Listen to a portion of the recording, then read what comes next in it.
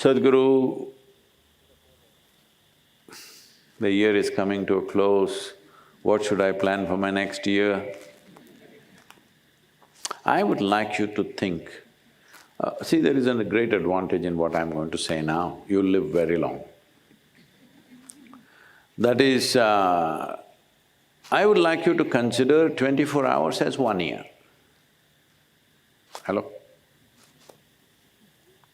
In great celebration, you go to sleep today, every day, because you treat every day as a year. It's a cycle of time. I'm sure probably, I don't know, ants or earthworms or some other, maybe even the corona guy. So, whatever this virus, probably it's counting 24 hours as a year. Many other life forms may be experiencing life like this. Like people say for a dog, dog's 1 year is 10 years for a human being, or 10 years for a human being is 1 year for a dog, whatever calculations we have. So, I would like you to count every day as 1 year. Big celebration. Why is it a new day as important as a new year? That's all I'm trying to ask you. Why is a new day, which starts in a most glorious way all over the world, spectacular sunrises happen, well, very few people have seen, others are watching on their phone screens. It rises any time you want on the phone screen, that's the advantage of that. So, when such a spectacular event is happening every day in the morning, why is it not a new beginning? Every day is a new beginning. Sadguru, you're spoiling, we are planning a celebration, you're spoiling it, Sadguru. No, I'm saying even 1st of January is the same thing. It is also worthy of celebration, but I'm saying every day. It begins in such a grand way, it is worthy of celebration. Only problem is, your mental cycles have gotten into this phase that it needs a whole lot of support and preparation and lot of things. This happened.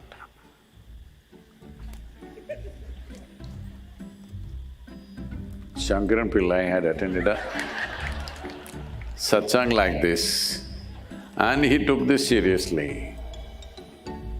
And every day in the evening, he was at the bar drinking away. And every day he was late to his work. And the boss was just about to fire him. He was done with him, he told him any number of times, but he always came an hour, hour and a half late. And then he had a friend who also was his bar colleague.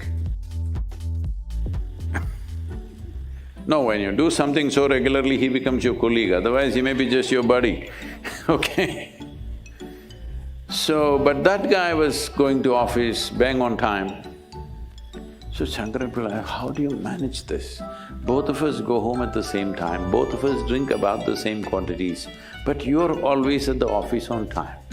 So the friend said, what I do is, see, normally we are going home by 12 o'clock, I sleep immediately. At 2 o'clock in the morning, I wake up and have another shot of whiskey. I sleep. At 4 o'clock, I wake up and have another 2 shots of whiskey, and then I wake up at 8 o'clock and I'm 9 o'clock in the office. Shankaran Pillai thought, let me also try it. And he went and tried the same thing. And to his amazement, he woke up at 8:30 and he rushed to the office. He made it just before 9:30. The boss was furious. He said, this is it, you're done, you're fired. He said, why? Every day I was coming an hour, hour and a half late. Today I'm only 27 minutes late.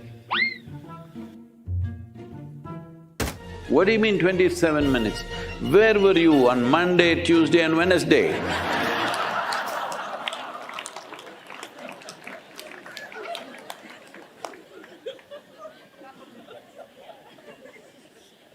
So where were you all these 364 or 3 days? and suddenly you are in a celebration mode, everybody should ask this question to themselves. Why is it that you are not celebrating these 364 days? Only one day you're trying to celebrate. I'm not trying to say you never were happy, you never were joyful this year, but I'm saying it's extremely important because the nature of life is, it's rolling away. That's what a new year means. That is, it's not stopping for you. Whether you were locked up in the house or you're locked up in the office or you were in the gutter, doesn't matter. Time is rolling away. Time is rolling away means life is rolling away. So when this is the nature of life, the time is a ceaseless mill going on, there is a different way to approach time. The most important thing is that a human being has to learn to be still. So if I don't do anything, will it be useful?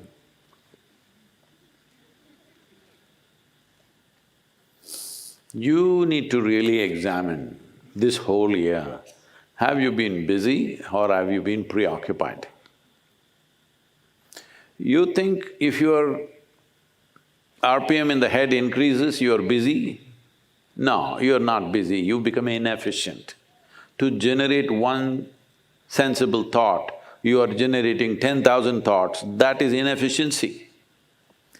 One thought that you need to act, that's all you need. Why do you need 10,000 thoughts to arrive at that, if at all, if you ever arrive at that? So this inefficiency, do not call it busy, this is just preoccupation. This preoccupation has become a global phenomenon now because people do not know how to sit, how to breathe, how to hold themselves up. Because nowhere in the education system it is there, they told you if you eat protein, vitamin, this, you will be fine, everything will be okay. You will survive, of course. But if you want to realize the potential of what it means to be human, if you want to unfold your humanity, if you want to unfold your genius, you need a space where the outside doesn't really enter. You need a space within you where just this is there, the world is around you. Actually, the world is only around you, it is not inside of you. But for most human beings, it is inside. They close their eyes, it'll drive them crazy from inside. So this is because nothing has been done, no work has been done on such a phenomena of a machine. The most sophisticated technology on the planet is this one, nothing has been done even to find the levers or can't even say a keyboard anymore, touch screen. What does what? Somehow. So in trying to fix the world for our comfort, we are coming to a point where we are destroying the very source of our existence.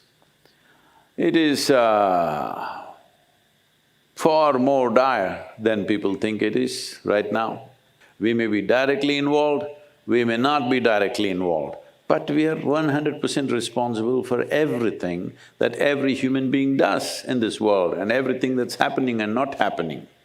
Because this is what consciousness means, this is what becoming a human being means, because every other creature is structured in a way that it is defined as to what it is.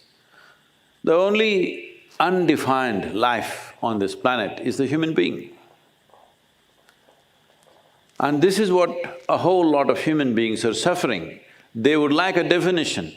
This is why they attach themselves to a philosophy, an ideology, a religion, a belief system, because they're trying to put themselves into a definition. But the greatest beauty of being human is, this life is not defined. It is not defined means it's free, that's what it means. But freedom is a scary thing. You would like to be among the four walls because freedom looks like scary. But that's what you always strive for unknowingly. When it comes, you're afraid. This is something to be addressed. This coming year, I hope every one of you will address this fundamental aspect. Are you living to be free, to be liberated, or are you living just to establish more and more bondage in your life? So at a time like this, or at any time for that matter, an intelligent human being will make use of every situation for his or her growth. A fool will make every situation turn against themselves and cause pain to themselves and to everybody around them. This is all there is to life. Is your brains working for life or against life? So, if you lived a year full of foolishness and suddenly tomorrow morning with resolution you will come awake, no, one has to strive. But at the same time, a human being can make up their mind. If you're going this way, you can make up your mind, turn around and go this way. You have the ability to do this. I'm telling you, you are the only one who has the ability to do it upon this planet as a human being. All other creatures are ruled by pre-existing definitions within themselves. They can only do that which they are programmed for. This is the only one which is largely unprogrammed. So you can make up your mind. You can make a conscious decision as to how I will be. This is not a small privilege. This is the highest privilege and freedom that has been entrusted upon life upon this planet. Let's make it happen.